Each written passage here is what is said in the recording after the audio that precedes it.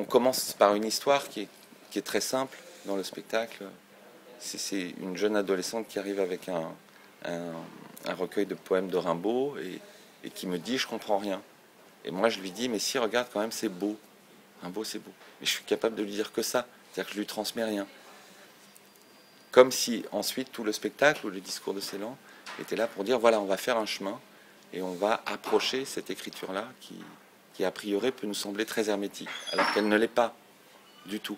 L'écriture de Ceylan, elle est clairement comme beaucoup d'écritures, c'est pas le premier, hein, c'est comme beaucoup d'écritures poétiques, le langage ne représente pas quelque chose, n'est pas là pour être le reflet d'une réalité, il est là pour autre chose. Le langage, il est là pour opérer des choses, pour déplacer des choses, pour nous amener ailleurs, pour nous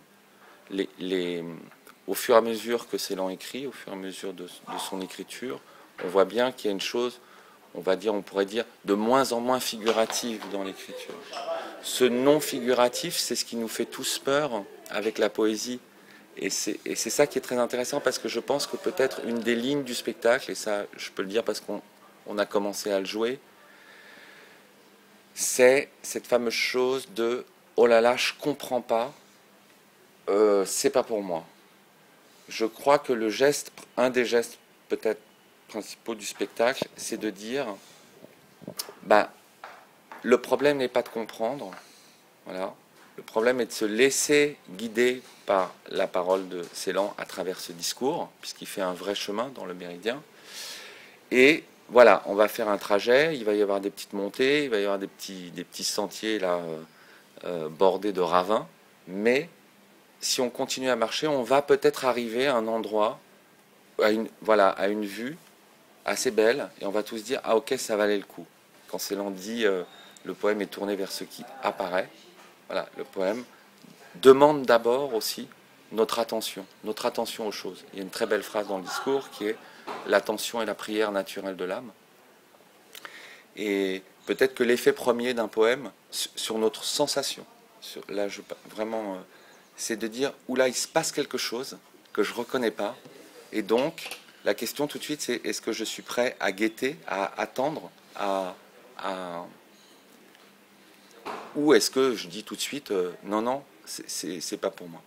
Paul Celan, poète juif qui monte sur la scène allemande en 1960, à un moment où la Shoah n'est, on va dire, vraiment pas du tout la question.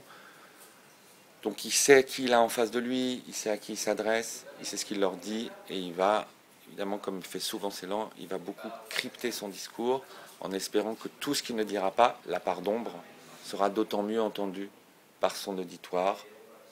Donc il commence par leur faire une petite leçon de culture allemande pour leur dire, voyez, je suis de la même culture que vous, et pourtant.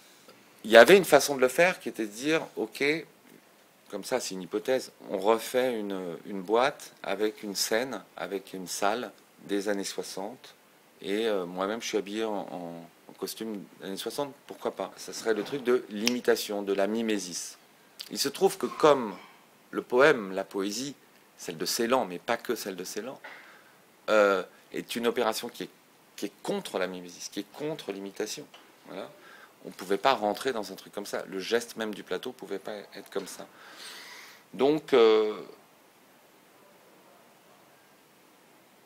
qu'est-ce qui se passe? Ça veut dire que, voilà, évidemment, il n'y a pas de personnage, évidemment, je ne suis pas Ceylan, et ce qu'on traque depuis le début, depuis ces 3 spectacles, c'est comment on met en action la pensée, mais la pensée qui n'est pas seulement la pensée articulée, parce que le discours de Ceylan, il est fait de fulgurances, c'est comment on travaille ces fulgurances, comment on travaille à les rendre opérantes sur le plateau. Opérantes, ça veut dire les rendre sonores, pouvoir faire ce travail de transmission. C'est quand même le premier spectacle à ce point-là où je ne me sens pas acteur, au sens où je ne me sens pas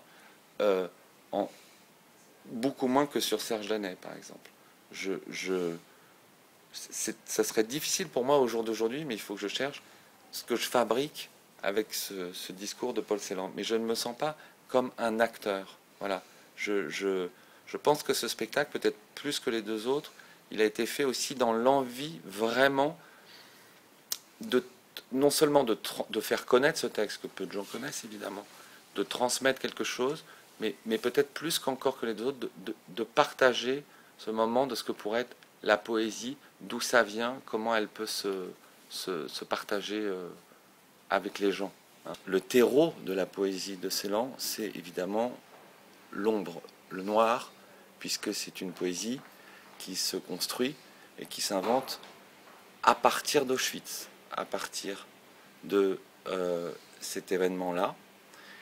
Et quand je dis à partir, c'est que Auschwitz n'est pas une fin, mais un début. Donc la poésie de Paul Celan, et ce qu'il dit sur la poésie, évidemment, c'est une traversée de l'ombre, c'est une traversée du noir. Dans cette ombre, dans ce noir, évidemment que le travail du poète, ou le travail de l'artiste, je ne sais pas, et Celan fait mentir un peu Adorno, qui disait plus de poésie possible après Auschwitz, phrase sur laquelle Adorno lui-même est revenu quelques années plus tard.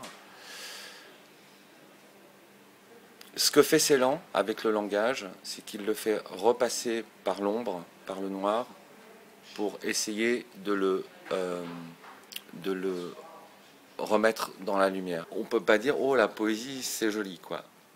Pour quelqu'un comme Celan, la poésie, elle est chargée de beaucoup, beaucoup de choses, et elle est aussi la recherche de l'expression la plus singulière et la plus personnelle qui soit. Voilà. C'est ça ce que traque aussi Celan.